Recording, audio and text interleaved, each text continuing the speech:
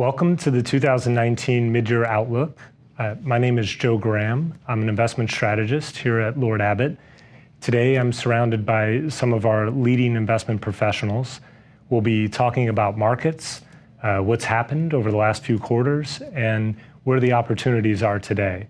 So now I'll turn it over to these individuals to introduce themselves. Hi, I'm Leah Traub, partner and portfolio manager in taxable fixed income. Hi, this is Q-Jin Ya, partner and portfolio manager of taxable fixed income. I'm Dan Sullender, partner and director of the tax-free fixed income group. This is Tom O'Halloran. I'm a partner of Lord Abbett and a portfolio manager of the growth strategies.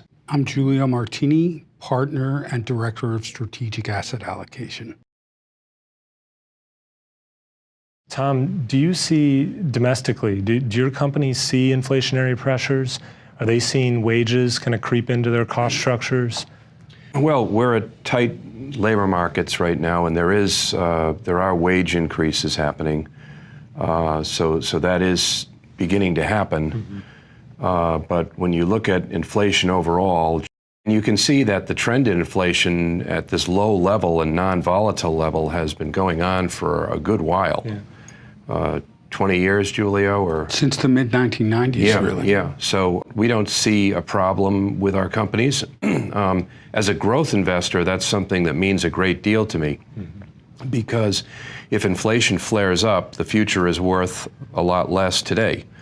So, I watch that very carefully, and I believe that inflation will stay under control, and that's why I think growth will keep doing well.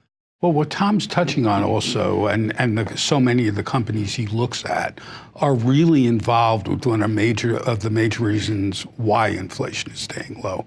Because what we're starting to see is signs of a productivity acceleration, which is an element of the U.S. economic expansion that's been kind of MIA so far. We've had very, very weak productivity growth, and that's resulted in very slow wage increases and, frankly, a lot of dissatisfaction as people just didn't really feel the benefits of the economic expansion, which we've been going through for the past 10 years. But what we started to see a couple of years ago is wage increases starting to accelerate. And whereas that could pose an inflationary threat, it's not doing so because simultaneously productivity is picking up at the same time. And so production costs aren't going up, even though wages are.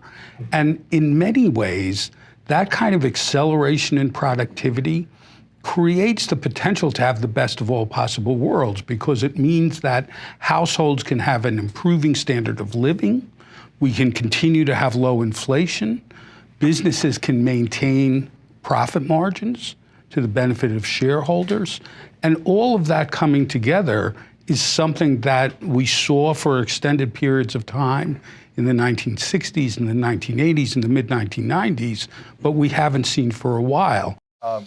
I think that one thing that could cause some surprise, I'm not sure if you have an opinion on this, Giulio and Leah, is if the Fed does something about inflation targeting or introduces some new policy regarding inflation target or a GDP targeting or whatever it might be. If that happens in the second half of this year, I think that would be a significant volatility driver, curve steepener, and everything that we've been kind of talking about. Well, definitely would be a big driver of volatility. I mean, I think it's a very low probability that they do anything. They're having a conference in June where, they're talking about research around potentially changing or, I don't know, modifying a little bit their language or how they're thinking about inflation targeting, and whether they, if you note in the FOMC, the press conference, Chairman Powell was very, very adamant about the symmetric inflation target. The